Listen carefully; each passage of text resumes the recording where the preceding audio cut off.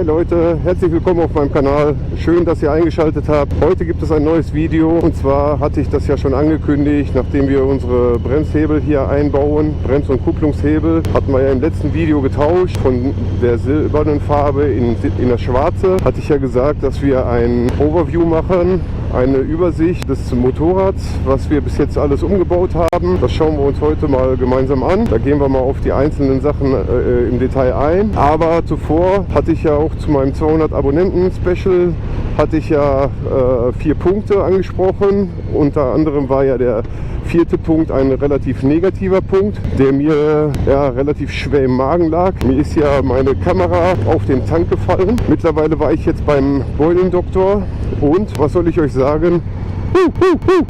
Beule bzw. die Delle konnte gefixt werden. Problem ist beseitigt. Ich bin richtig happy darüber, dass alles wieder beim Alten ist. Somit haben wir jetzt wieder keine Kratzer, keine Beulen, keine Dellen oder sonst irgendwas. Das Motorrad ist in einwandfreiem Zustand und so gefällt es mir und so macht es mir auch richtig Spaß. Ja, das ist die eine Neuigkeit. Ansonsten werdet ihr ja sicherlich feststellen, wir haben hier wieder eine andere Kameraperspektive, die in meine Richtung zeigt. Und zwar habe ich jetzt hier eine andere Halterung genommen. Ich hatte ja auch in einem Video, welches ich veröffentlicht hatte, hatte ich ja euch gezeigt, dass ich eine zweite Kamera gekauft habe. Und unter anderem hatte ich ja auch noch eine andere Klebeposition für die GoPro gefunden. Und zwar war das diese hier. Diese hat sich jetzt allerdings nicht als optimal erwiesen. Ja, die Halterung mit den Magneten ist alles schön und gut, aber die ganze Geschichte ist etwas wackelig auch und wenn die Kamera nicht hundertprozentig die Videostabilisierung hinbekommt, dann hast du schon ein etwas verwackeltes Bild. Das fand ich schon mal nicht gut. Zum Zweiten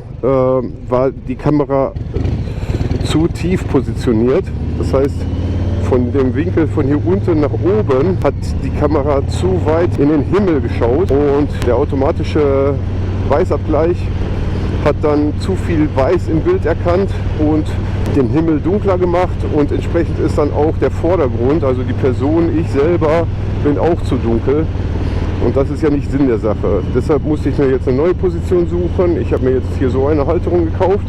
Mit dieser Halterung habe ich die ganze Kamera etwas höher positioniert und dadurch muss die Kamera nicht so steil in den Himmel schauen und ich hoffe, dass ich dadurch auch ein besseres Bild unterm Strich bekomme. Dann habe ich noch einen dritten Punkt und zwar war ja mein Ziel immer schon nicht nur eine Kamera zu haben, also sprich diese, sondern ich wollte ja mindestens noch eine zweite haben, sprich diese hier. Naja, warten wir es mal ab, vielleicht kommt die GoPro 10 raus, dann habe ich noch eine dritte Kamera. Ja, und aufgrund der verschiedenen Kameras, die ich jetzt auch habe, also mindestens 2 habe ich ja jetzt schon, aber soll ja jetzt auch noch eine dritte irgendwann dazu kommen, habe ich mir auch die GoPro Fernbedienung gekauft. Ich weiß nicht, ob ihr die kennt. Das ist so eine kleine Fernbedienung, mit der soll man wohl alle Kameras gleichzeitig steuern können. Das heißt, man kann die Kameras einschalten, ausschalten und auch starten und stoppen logischerweise. Jetzt habe ich die ganze Zeit nach einer Halterung gesucht, wie ich die irgendwie hier an meinem Lenker befestigen soll.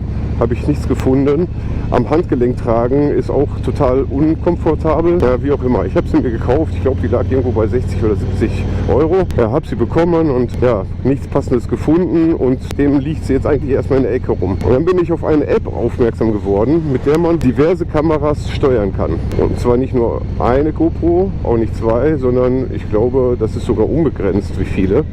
Oder das ist Bluetooth-abhängig, wie viele man benutzen kann. Also 2 auf jeden Fall, weil das habe ich jetzt auch damit gemacht mit der App. Die App ist richtig gut, die kostet einmalig 10 Euro. Da kannst du dann deine Kameras konfigurieren und kannst auch so einrichten, dass wenn du die App startest, dass automatisch alle Kameras connected werden. Und dann siehst du das am Bildschirm, ob die connected sind und kannst dann gleichzeitig die Aufnahmen starten, stoppen. Unter anderem kannst du dann auch die ganzen Einstellungen für jede einzelne Kamera vornehmen, also in welcher Videoqualität und so weiter.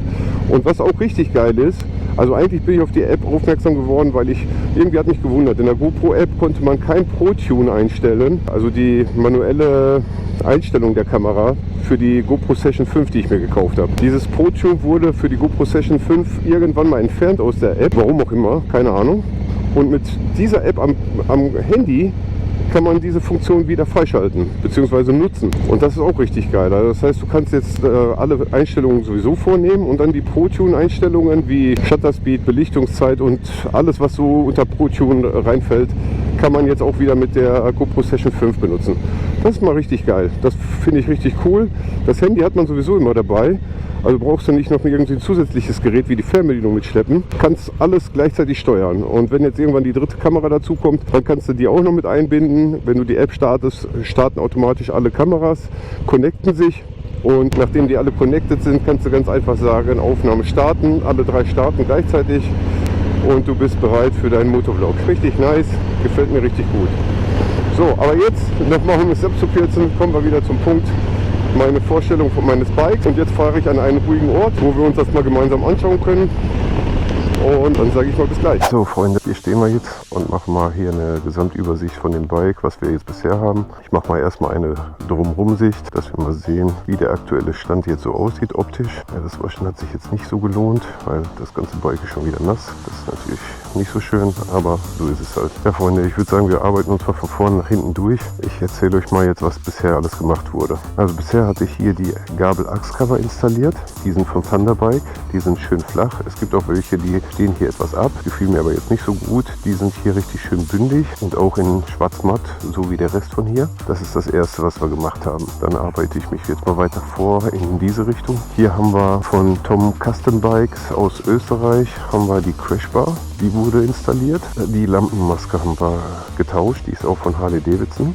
Das ist die Originale. Hier sieht man das auch nochmal. Den Adapter, den man hier hat zum Einbauen der Maske, den habe ich auch von Thunderbike. Das ist eine Eigenentwicklung von Thunderbike. Habe ich LED-Stripes hier vorne.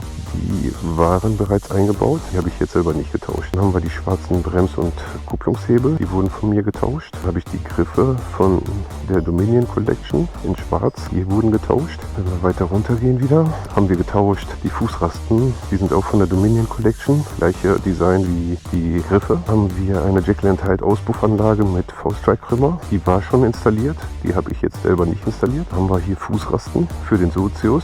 Die waren auch schon installiert. Das sind auch die Originalen. Da kommen aber später noch von der Dominion Collection auch noch die Sozius Fußrasten dran. Die sind leider noch nicht gekommen. Ich habe sie schon bestellt, aber noch nicht da. Wurde auch ein Achscover für das Hinterrad installiert. Das habe ich auch von Thunderbike gekauft. Sieht auch richtig nice aus. Also mir gefällt das, wenn keine Schrauben von der Achse zu sehen sind, so wie es sonst ist. Also das finde ich richtig geil. Hier hinten wurden die Blinker entfernt. Hier ist von Heinz Bikes dann auch so ein Cover drauf, wie man das hier sehen kann. Das war schon. Ja, hinten der Kennzeichenhalter ist von Heinz Bikes. Sieht man auch hier mit integrierten Rückleuchten und Blinkern. Richtig cool. So von der Seite Achscover logischerweise. Wenn es auf einer Seite ist, auf der anderen auch. Das auch. Ja, hier von der Dominion Collection habe ich mir noch für den Ganghebel habe ich mir auch noch aus der Dominion Collection gekauft. Das habe ich selber auch ausgetauscht. Cruise Control nachträglich eingebaut. Das war mir wichtig. Die Alarmanlage bzw. die Sirene wurde nachträglich eingebaut. Cruise Control und Alarmanlage habe ich bei Harley Davidson machen lassen. Stage 1 Mapping von Tom Performance war auch bereits installiert. Ja, ansonsten habe ich von Torque Motorcycles, sieht man hier schon so ein kleines Handledeck. Das finde ich richtig nice. Passt ein bisschen was rein, was man so halt mitschleppen möchte. Kleinigkeiten, richtig cool. Da habe ich ja jetzt auch im 200 Abo Special habe ich ja einen $30 Gutschein rausgehauen. Der Gewinner kann sich dann bei Torque Motorcycles etwas aussuchen. Dann bestelle ich das mit bei der nächsten Bestellung. Das wird jetzt am Sonntag, wird die Verlosung dann stattfinden. Im Großen und Ganzen würde ich sagen, das war es eigentlich. Ich weiß nicht, wenn mir noch irgendwas einfallen sollte, würde ich es dann nochmal in die Beschreibung reinhauen. Aber ich glaube, im Großen und Ganzen war es das jetzt. Was jetzt noch fehlt, ich habe mir noch Taschen bestellt und einen anderen Sattel. So ist der aktuelle Stand. Ihr könnt ja mal gerne in die Kommentare reinhauen, wie euch das Motorrad bisher gefällt. Was würdet ihr anders machen? Was würdet ihr noch dazu bestellen, was ich jetzt nicht habe? Oder was euch vielleicht noch gefällt, was ich noch gar nicht irgendwie auf dem Schirm habe? Würde mich freuen. Ansonsten, wenn euch das Video gefallen hat, gebt dem Video doch einen Daumen nach oben. Wenn ihr keine weiteren Videos zu meiner Lowrider S verpassen möchtet, aktiviert die Glocke, abonniert den Kanal. Dann seid ihr auf jeden Fall sofort dabei, wenn ich ein neues Video hochlade. Ansonsten würde ich sagen, soll es das jetzt gewesen sein. Macht's gut, bleibt alle gesund. Ciao.